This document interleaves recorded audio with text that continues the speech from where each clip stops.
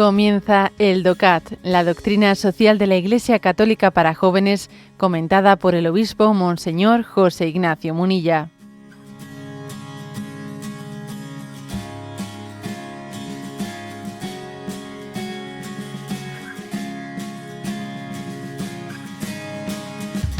Nos toca el punto 35 del DOCAT, de este compendio sobre doctrina social de la Iglesia. Y dice el punto 35. ¿Está destinada en exclusiva la doctrina social de la Iglesia a los cristianos? Y responde, la doctrina social de la Iglesia no recoge nada que no pueda ser comprendido por la razón.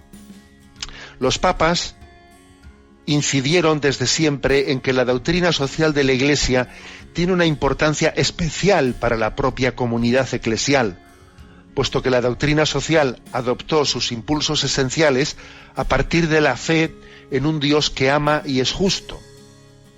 Cada gesto de amor y de justicia se encuentra bajo la luz y la promisión de Dios.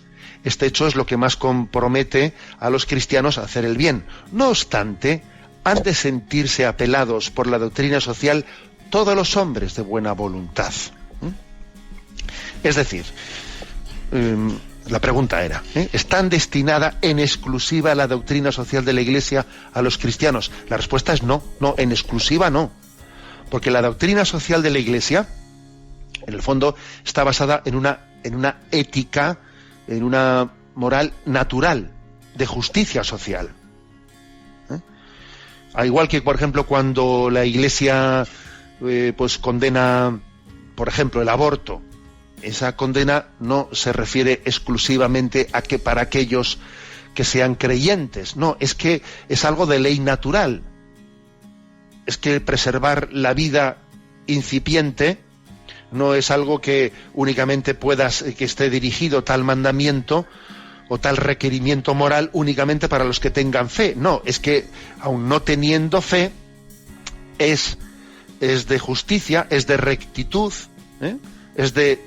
es razonable, es comprensible racionalmente que un ser humano en sus primeras fases de vida, su vida debe de ser respetada, que tiene derecho y yo tengo obligación de respetarlo. Es de ley natural, ¿no?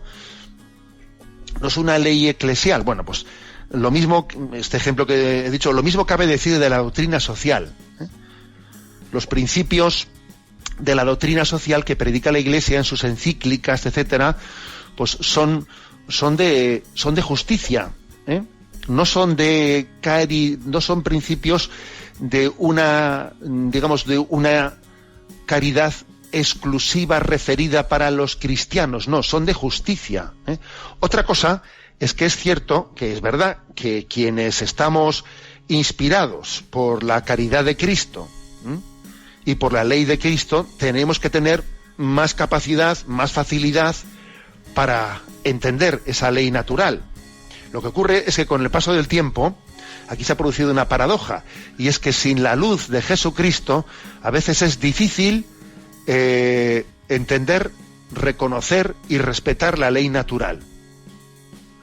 El paso del tiempo es esto lo que ha ido dejando patente. Hay una famosa frase de Chesterton que dice: quitad lo sobrenatural, y entonces no veréis lo natural, sino lo antinatural. Cuando lo sobrenatural ha sido excluido, la paradoja es que no nos hemos encontrado con lo natural, sino con lo antinatural. O sea, que lo sobrenatural custodia lo natural. La ley de Dios custodia la ley natural.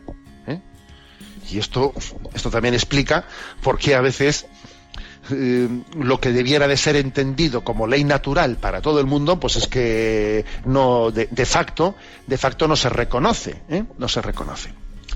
Pero subrayamos el hecho de que la respuesta es que no, que la doctrina social es para todos los hombres de buena voluntad.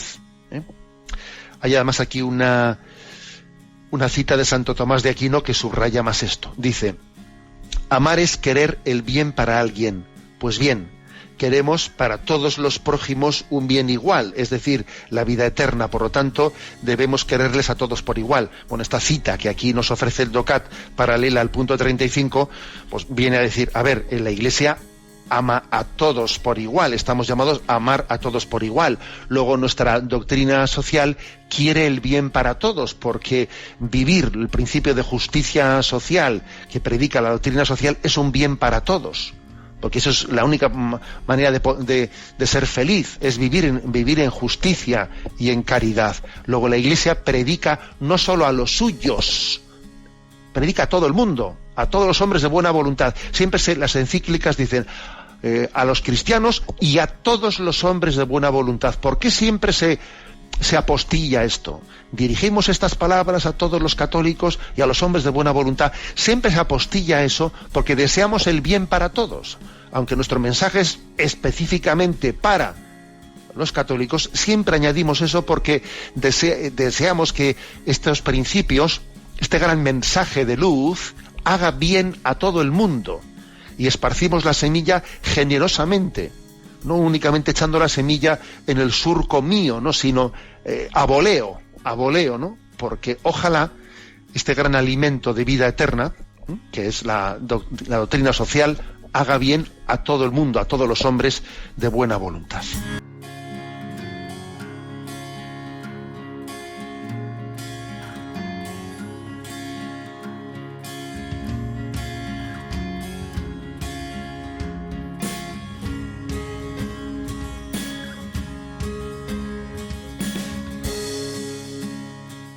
Has escuchado el DOCAT, la doctrina social de la Iglesia Católica para jóvenes, comentada por el obispo Monseñor José Ignacio Munilla.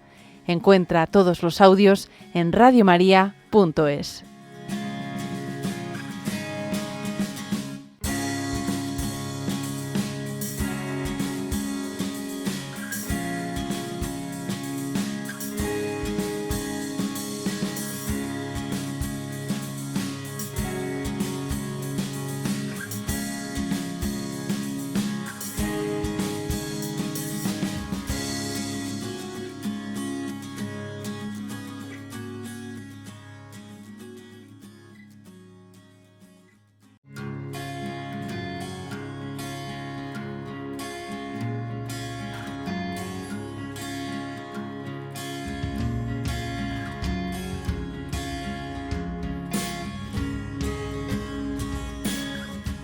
Comienza el DOCAT, la doctrina social de la Iglesia Católica para jóvenes, comentada por el obispo Monseñor José Ignacio Munilla.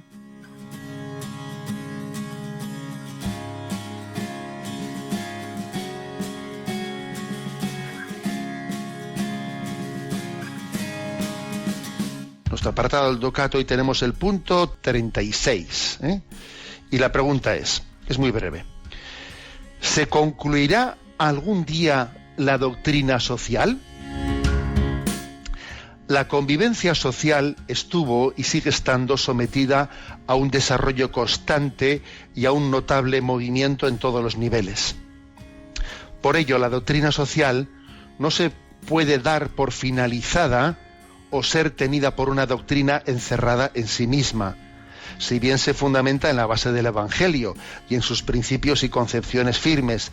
Desde aquí ha de seguir buscando constantemente nuevas respuestas a los retos y asuntos sociales del presente. Bueno, entonces la pregunta era, ¿se concluirá algún día la doctrina social de la Iglesia?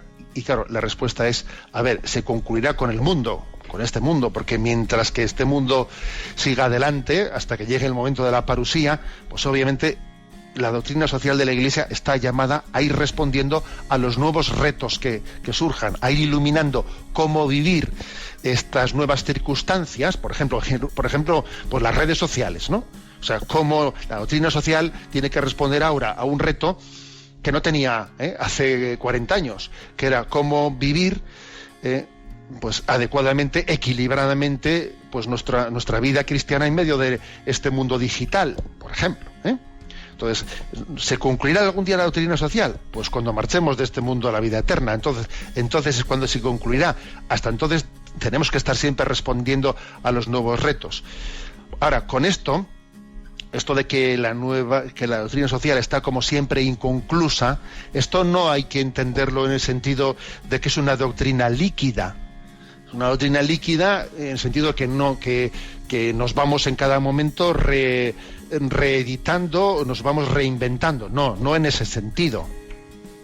No, o sea, la doctrina social de la Iglesia no es líquida y no se contradice. Y si decimos que está sin concluir, no es porque igual a ver si va a cambiar dentro de unos años y lo que ahora digo Diego dentro. No en ese sentido. Aquí se podría aplicar, ¿no? Pues un poco, digamos, aplicar en su justa medida, pues lo que dice el famoso texto que se proclama en la liturgia de las horas de San Vicente de Lerins, de su obra del primer comonitorio, en el que él habla de cómo también el dogma cristiano tiene un progreso dentro de una fidelidad a sí mismo, ¿no? Os leo un par de párrafos de San Vicente de Lerins. Dice: ¿es posible que se dé en la Iglesia un progreso en los conocimientos religiosos? Y dice él: ciertamente que es posible, y la realidad es que este progreso se da. En efecto, ¿quién envidiaría tanto a los hombres y sería tan enemigo de Dios como para impedir ese progreso? Pero este progreso solo puede darse con la condición de que se trate de un auténtico progreso en el conocimiento de la fe, no de un cambio en la misma fe. Lo propio del progreso es que la misma cosa que progresa crezca y aumente, mientras que lo característico del cambio es que la cosa que se muda se convierta en algo distinto. Bueno, en ese sentido, en nosotros, añado yo ahora, hay un progreso, no en el sentido de que nos contradigamos con lo anterior, no, sino que vamos profundizando en la medida en que respondemos a los nuevos retos que se plantean en la vida, ¿no? En definitiva, pues que la doctrina social está fundada, ¿no?, en un depósito que es eterno, que es inamovible, pero se va, digamos, aplicando, se va encarnando a los nuevos retos que van surgiendo, pues, a lo largo de esta historia.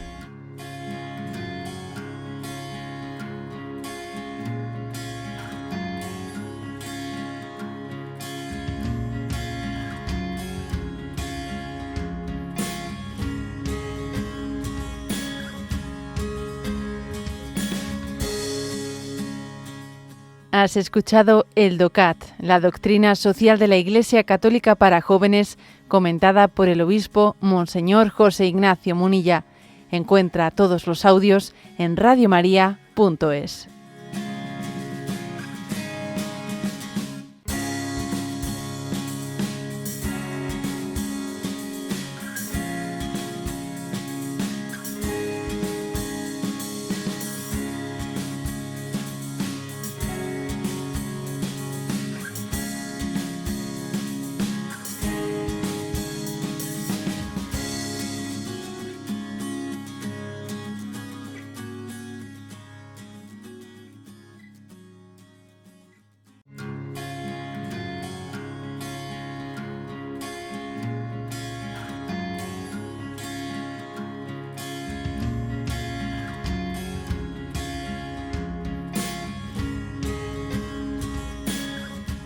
Comienza el DOCAT, la doctrina social de la Iglesia Católica para jóvenes, comentada por el obispo Monseñor José Ignacio Munilla.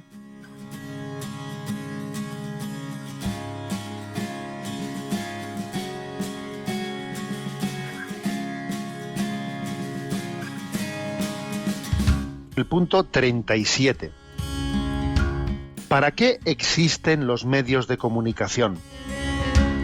Cuando no es posible la comunicación directa, necesitamos de los medios de comunicación como mediadores indirectos de la información y como plataformas de intercambio y de discusión.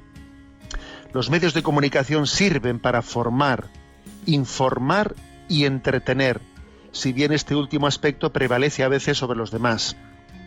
Sin medios de comunicación no podríamos organizar ni nuestra propia vida privada, ni la complejidad de nuestras sociedades modernas. Los medios de comunicación son algo así como una masa de comunicación que une a las sociedades. Cuanto más grande y compleja es una sociedad, más necesitamos de los medios de comunicación. Ante todo, las democracias no pueden funcionar sin un libre intercambio de opinión e información y sin una involucración de todos. Bueno, Va a dedicar aquí unos cuantos puntos el DOCAT al tema de la comunicación. Lo primero, una cuestión que yo creo que fácilmente puede pasar desapercibida. Dice, cuando no es posible la comunicación directa, necesitamos de los medios de comunicación. Pero ojo, dice cuando la comunicación no es posible que sea directa, porque muchas veces sí es posible una comunicación directa.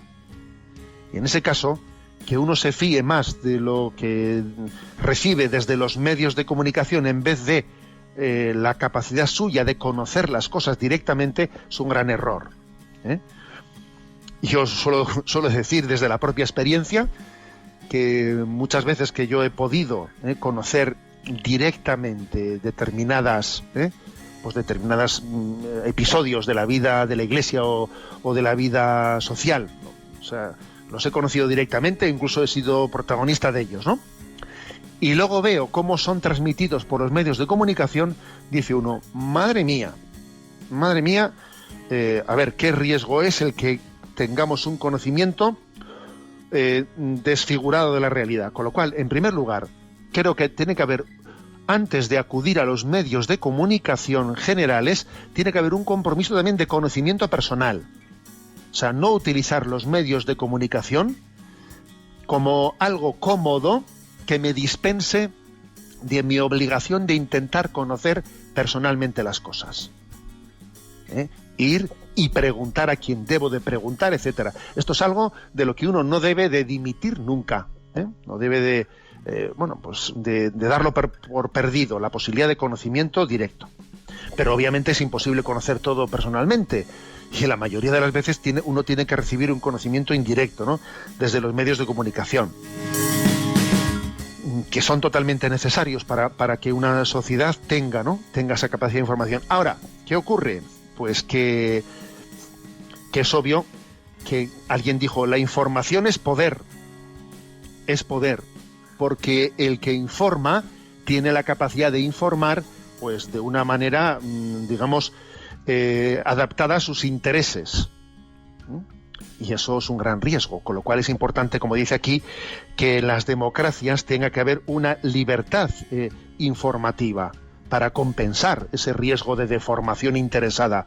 Es importantísimo que exista una libertad informativa. Y claro, es verdad que hay países, como China, donde esa libertad está explícitamente cercenada. Pero ojo, hay países, en los que hay, teóricamente, en la Constitución se reconoce, ¿no? Pues la libertad comunicativa, pero luego vienen, en la letra pequeña, ciertas concentraciones comunicativas de grandes mass media, etcétera, que hay por concesiones televisivas, por concesiones de espacios, tal, hace que la teórica libertad comunicativa en la práctica está concentrada en grandes grupos, en grandes medios. Y esto tenemos que conocerlo, esto es importante conocerlo, porque por lo menos si uno conoce que esa libertad teórica constitucional en la práctica está muy cercenada por concesiones administrativas que se han hecho desde tiene una capacidad también un poco correctora en la lectura. Cuando está escuchando a tal cadena televisiva, soy consciente detrás de esa cadena qué interés económico, ideológico me está hablando, y tengo que tener una capacidad correctora dentro de mí. Por eso, insisto aquí, ¿no? Dice este punto que la democracia requiere, ¿no?, ese libre intercambio de información, y cuando no se da, o se da de una manera bastante reducida, pues requiere por nuestra parte una capacidad crítica. Una capacidad crítica, y también, ya lo hablaremos en otros puntos, el recurso también a las posibilidades que nos dan, ¿no?, pues los nuevos medios de comunicación, porque hoy en día, gracias a Dios, las nuevas tecnologías nos permiten escapar en buena medida de esa especie de pretensión de monopolios de grandes compañías comunicadoras. Pues uno, a través de Internet, puede buscar una fuente que no esté contaminada por lo que se te quiere transmitir desde los mass media, ¿no? Y luego decir lo siguiente, ¿no? Los medios de comunicación sirven para formar, informar y entretener. Bueno, lo de entretener está claro, pues porque estamos en un estilo de medios de comunicación que en gran parte pues eso, estamos llenos de programas de entretenimiento, que ante los cuales hay que tener también un ejercicio interior de autodisciplina, porque esos programas de entretenimiento, si uno no los gestiona adecuadamente, pues pueden llegar a convertirse en una especie de adocenamiento o sencillamente de esclavitudes, de pereza, incluso de adicciones, etcétera. O sea, el entretenimiento, para que sea sano y equilibrado, requiere también de una disciplina, que no seamos meramente pasivos en ese consumo del entretenimiento. Y luego, con respecto a porque dice que son 3, ¿no?, las finalidades: formar, informar y entretener. Con respecto al formar y al informar, a mí me parece que aquí tiene que haber una conciencia muy clara, porque en los medios de comunicación dan cuenta únicamente de lo que acontece, se limitan a dar cuenta de ello, o están de alguna manera generando lo que acontece. A ver, las dos cosas están aconteciendo, las dos cosas, pero obviamente los medios de comunicación no son asépticos, o sea, no se limitan a constatar lo que acontece, generan en gran medida también lo que acontece, son generadores de cultura. Por ejemplo, ¿no?, en el tema de la ideología de género a la que nos hemos referido, es obvio que los medios de comunicación están haciendo en este momento un influjo tremendo para que, por determinadas sobrepresencias en programas, etcétera y tal, ¿no?, de grupos LGTBI, etcétera, se está no únicamente informando, sino se está generando una realidad. No se informa de la realidad, se genera una realidad desde una presencia política o pactada, ¿no?, en determinados medios de comunicación. Luego, tengamos en cuenta esto, no podemos ser ingenuos, ¿no? El binomio formar e informar es un binomio en el que uno tiene que ser consciente de en qué momento estoy siendo informado y en qué momento estoy intentando, se está intentando transmitirme valores, que pueden ser positivos o pueden ser negativos, y tengo que tener la capacidad de discernirlos. Nunca como ahora han sido necesarios los medios de comunicación, pero nunca como ahora es necesario el discernimiento en su utilización. Discernir, ¿no?, en su utilización, creo que es uno de los elementos claves, ¿no?, a la hora de poder ser protagonista y no meramente sujeto paciente, ¿no?, en los medios de comunicación. Estamos llamados, como decía también Platón, ¿no? Platón decía que un buen libro es aquel que te permite leer entre líneas, y sacar tus conclusiones. Un buen medio de comunicación es aquel también que me permite leer entre líneas y sacar las conclusiones, ¿no? Y me permite tener mi capacidad crítica y me permite también generar cultura y ser yo también no únicamente sujeto pasivo, sino activo de esa comunicación.